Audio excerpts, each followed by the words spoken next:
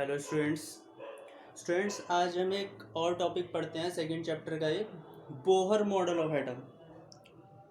ठीक है, Bohr's model of atom, बल्कि अब स्टॉपेज तो लगानी पड़ेगा क्योंकि बोहर का एटॉमिक मॉडल है। देखो, इससे पहले हमने रदरफोर्ड का एटॉमिक मॉडल पढ़ा था और उसके बाद काफ़ी चीज़ें पढ़ी।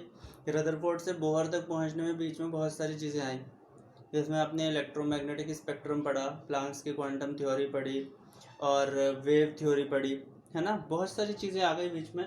उसके बाद बोहर का मॉडल हम पढ़ रहे हैं। इन सारी चीज़ों को क्लियर करने के बाद, और पढ़ना भी अभी चाहिए, अभी से ही माने जाते हैं इन सारी चीज़ों को क्लियर करने के बाद ही। ब्लैक बॉडी रेडिएशन पता हो आपको क्या होता है, फोटो इलेक्ट्रिक इफेक्ट आपको पता हो क्या होता है, उसी के बाद आओ बोहर मॉडल पे। सीरियल वाइज पढ़ना, ठीक है। तो बोहर ने अपना जो एटॉमिक मॉडल दिया है, ये दिया है 1913 में, 1913 में बोहर ने अपना एटॉमिक मॉडल दिया।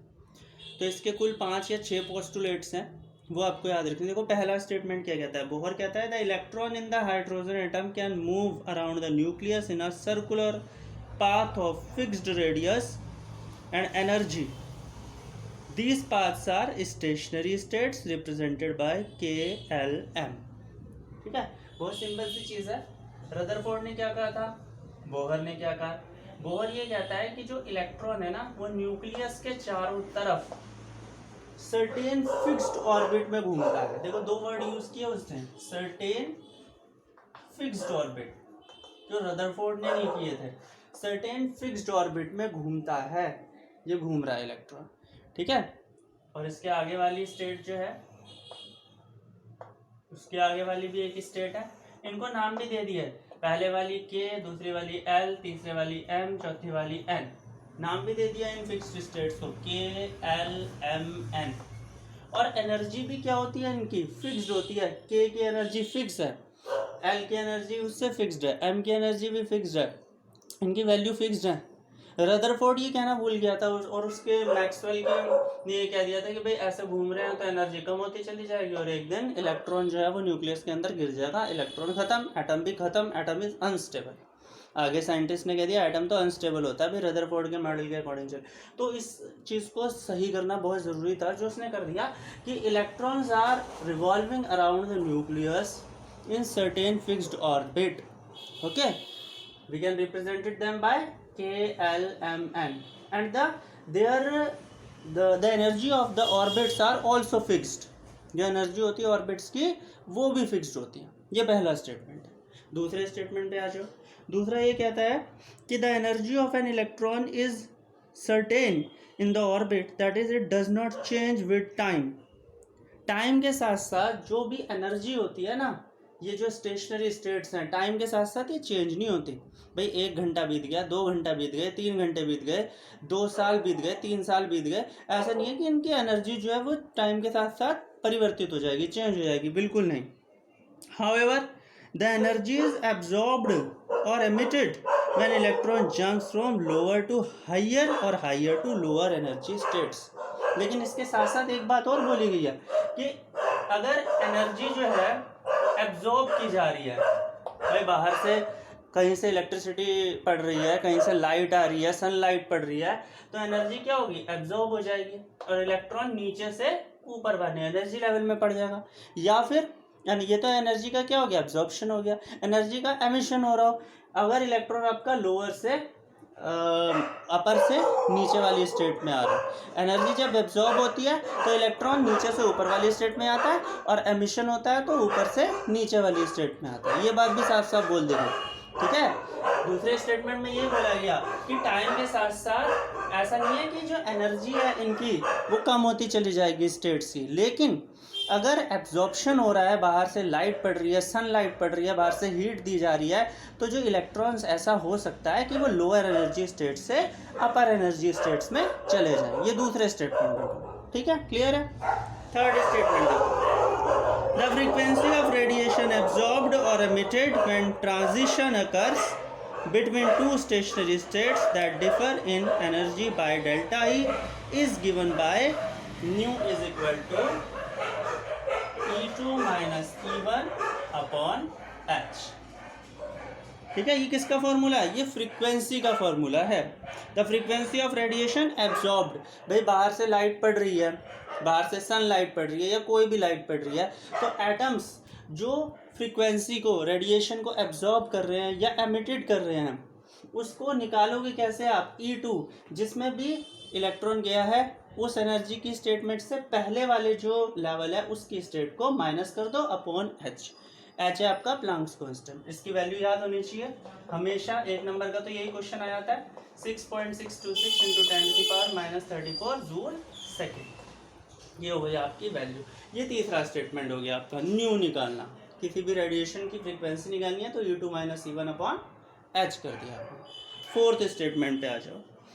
Out of the infinite number of possible circular orbits around the nucleus, the electron can revolve only those orbit whose angular momentum is an integral multiple of h/2π। ये बहुत अच्छा statement है। देखो, क्योंकि हमारे यहाँ circular motion हो रहा है, फिजिक्स में आप लोग पढ़ते हो, सर्कुलर मोशन हो रहा है तो एंगुलर मोमेंटम वर्क करेगा। बहुत सारी एनर्जी स्टेट्स होती हैं।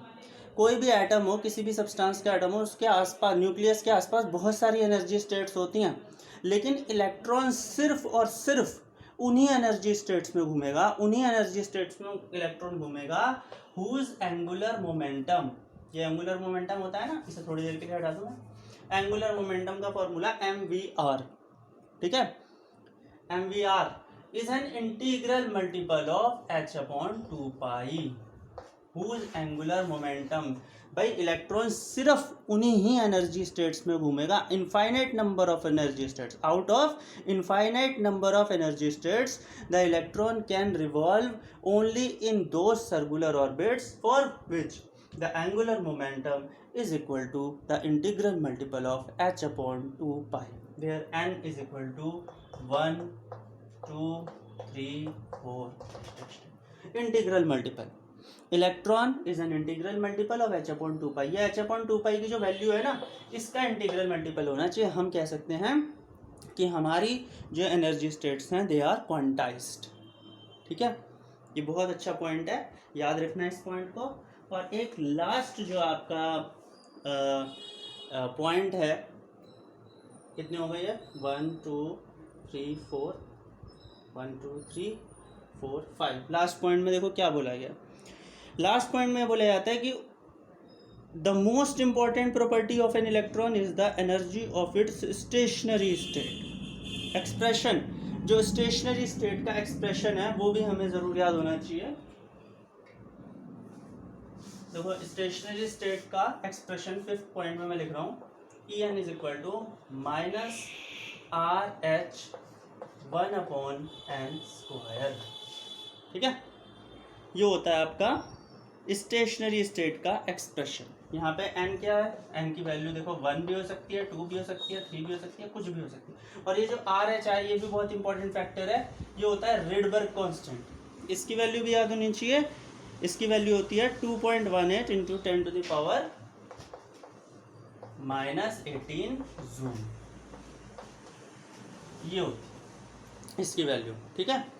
तो जो भी एनर्जी होती है स्टेशनरी स्टेट की हाइड्रोजन एटम के लिए, देखो RH means hydrogen atom is equal to RH -RH 1/n², where RH is equal to 2.18 10⁻⁻18 joule.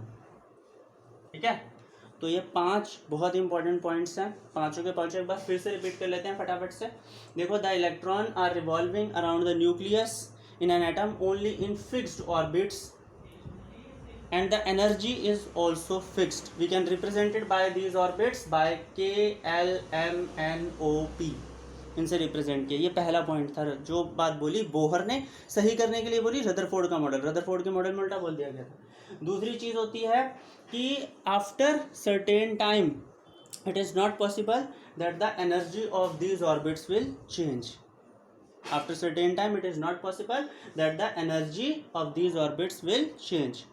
When the absorption of or emission of energy takes place, the electron will go to one energy level to another energy level. Okay, third में formula दिया गया radiation का, E2 - E1 upon small h। जो भी radiation पड़ेगा उसके लिए frequency का formula E2 minus E1 upon small h, ठीक है।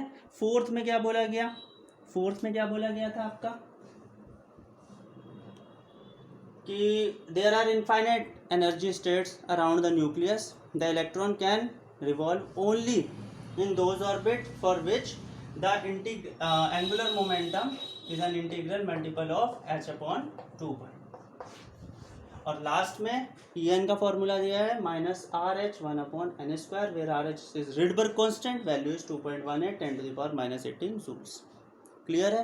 तो ये हो गया आपका बोहर एटॉमिक मॉडल। बहुत ही अच्छे हैं, पांचों पोस्टुलेट याद करो अच्छी तरीके से, अपने वर्डिंग्स में लिखो, ज़रूरी नहीं है रटी रटाई डेफिनेशन लिखने की कोई ज़रूरत नहीं है, अपने वर्ड्स में समझ समझ के लिखो। Okay, have a nice day. Next turn पे अगला टॉपिक पढ़ेंगे।